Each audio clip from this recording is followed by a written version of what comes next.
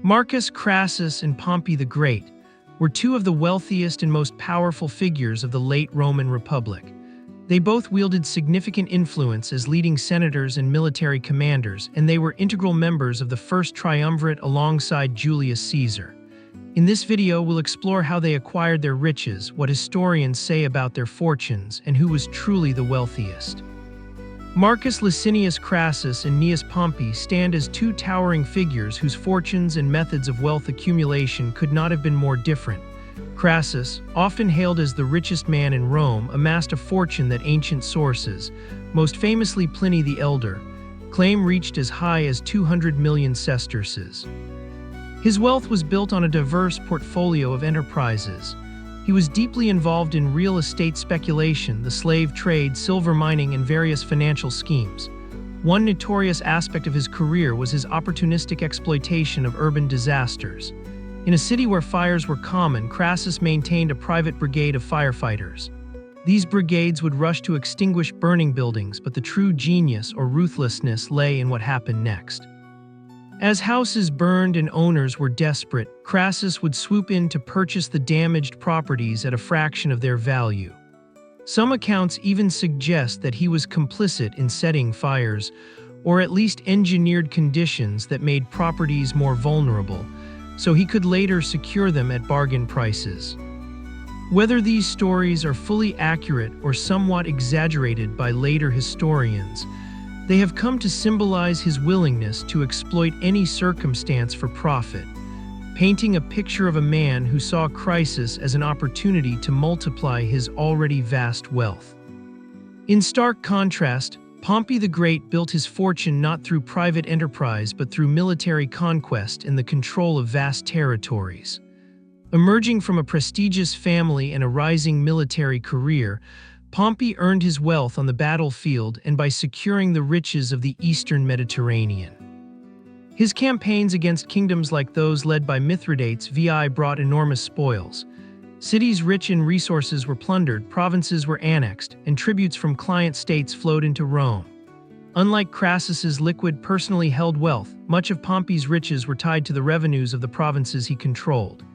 His financial power was intertwined with his military successes, making his wealth more a function of state resources than individual accumulation. A lasting testament to Pompey's influence was the construction of the Theater of Pompey. Built in 55 BCE, this was not merely a venue for entertainment but a multifaceted monument that embodied his legacy and ambition. The theater was an architectural marvel, complete with lavish gardens, statues, and an extensive portico.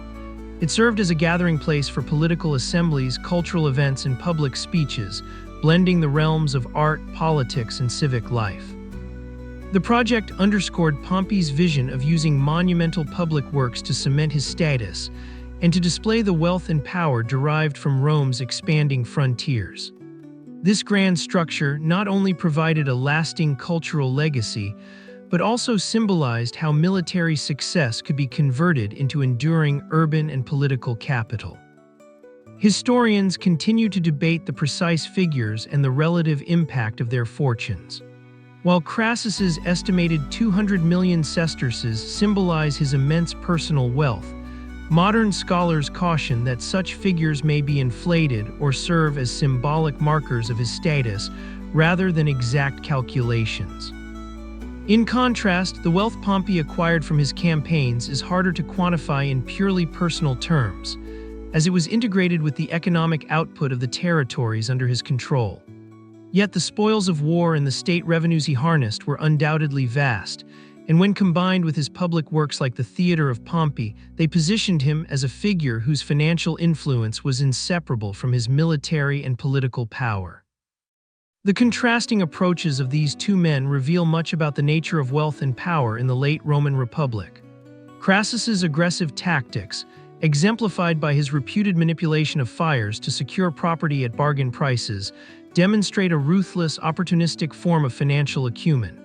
His methods, while innovative, raise enduring questions about the ethics of using personal gain at the expense of public well-being.